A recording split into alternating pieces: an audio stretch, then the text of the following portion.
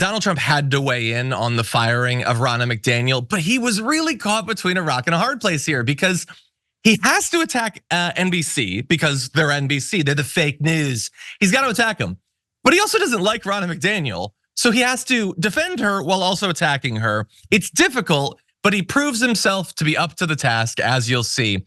Wow, Ronna McDaniel got fired by Fake News NBC. She only lasted 2 days. And this after McDaniel went out of her way to say what they wanted to hear. See that right there? It seems like he's attacking NBC. They're not being fair. After all, she now no longer is spreading the big lie, supposedly. And she deleted a bunch of her insane tweets. So she did what they wanted. But that's also him pointing out that she did that she's being fake and dishonest. But he's gonna attack her even worse in a second.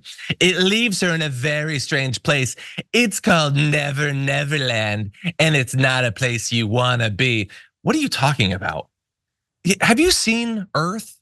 Who wouldn't take the opportunity to go to Never Neverland instead?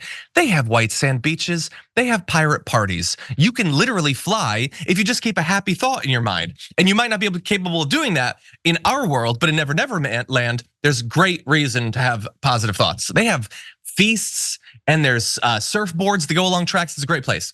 Anyway, these radical left lunatics are crazy and the top people at NBC are weak.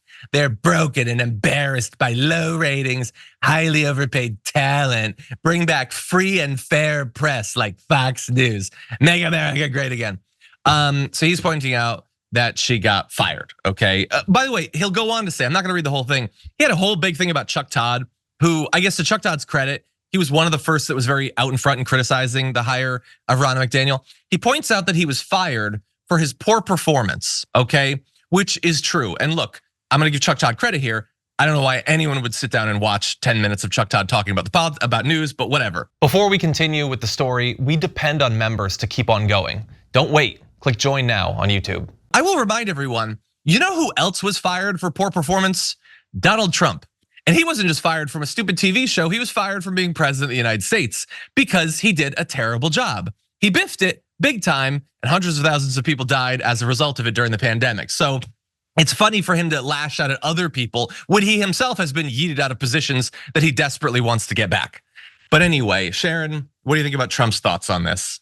Well, it's a typical narcissist behavior. The not tweets, but Truth Social memos that you've read out loud there translate like this. You leave a toxic relationship and your abuser says, no one's ever gonna love you. No one's ever gonna support you. You'll never have it as great as you had it with me. That's what it is. It's just classic. They don't even need to crack open one of those psychology textbooks. This is what we're dealing with here. Yeah, 100%. You know what? Like, I will say, I'm glad that they listened to the criticism. It kind of seems weird though that they did only in this case. Like so often what happens? People do stuff on the right, they say insane things. They advocate for violence, they advance conspiracy theories, they lie. And then as soon as they're ready to be done with it, they're embraced by polite society and their reputation is cleansed. It doesn't always work. Megyn Kelly tried it and it didn't work for her, but it almost always is at least attempted.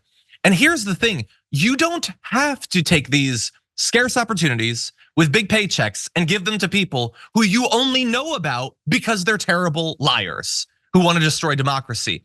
The country is filled with people, okay?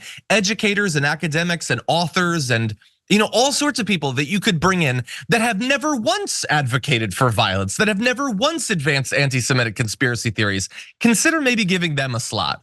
And so I'm glad to see them like responding to the criticism, but I wonder if they will learn like the bigger lesson that you don't have to cozy up like to those in power. And it's like Ronna McDaniel doesn't even have any power anymore. She's been knocked out of the MAGA movement. What is the point of having her? And I would say, look, if I'm being charitable, the point probably is that they think it's gonna bring right-wing viewers in. What kind of a plan is that? Like conservatives who have been trained to think for decades that CNN and MSNBC are like satanic media outlets, gonna be like, oh, they've got Ronna now though. I guess I'll tune in for 2 minutes of her commentary on an hour-long panel. Who the hell thinks that would work? Anyway, any final thoughts? Yeah, I think that it won't work. They'll view her as a traitor. They were already viewing her as such, MAGA world. But I also want to say this. I think the litmus test of trying to destroy democracy is a fair one. But I also see example after example, John, all over the dial of people who stood next to a disgusting racist. Why do we have to gloss over that? And then they're suddenly have a main slot on The View, and they're part of the administration that lied to us, communications director, now they're an expert. And very few of them have to do what Chris Christie, I guess, chose to do, and at least try to make amends. They just sit there and they're suddenly deemed credible. It's like someone took a magic wand. It really sucks. These are coveted slots, as you clearly 100%. laid out, and they don't deserve them. It's not about censorship. It's about you are a jerk and you don't get to have this after misbehaving. Yeah, 100%. And it's so weird. Like for her, it doesn't seem like it's going to work. The attempt to like, I don't know, have a second chapter of who she is. Like I deleted all my Biden tweets. Can I be a nice girl again? Like, but it often does work, especially for influencers. Like you could just totally remake yourself. Like Tulsi Gabbard was like a leftist at one point. And no, now she says the right thing that this other group wants and they're totally fine with it. And there are examples of that all over the political spectrum. People remaking themselves. The Krasensteins were like Mueller, like cartoon drawing fanboys. And they got all this clout, and they got all this money. And now they're Elon Musk fanboys. Now they're on the right. Like, and their fans are like, yeah, no, that's cool. Yeah, I liked you like that. And now you're a totally different thing. That's cool. There's no authenticity. There's no through line. There's no attempt to explain the evolution. I'm just good with this now. Why doesn't authenticity count for anything? I don't understand it. For more political news breakdowns, interviews, stories of activism, and me trying my hardest to care about the occasional big celebrity news story, subscribe to our YouTube channel at youtube.com/The Damage Report. And you can ring the bell wherever it is so you don't miss anything.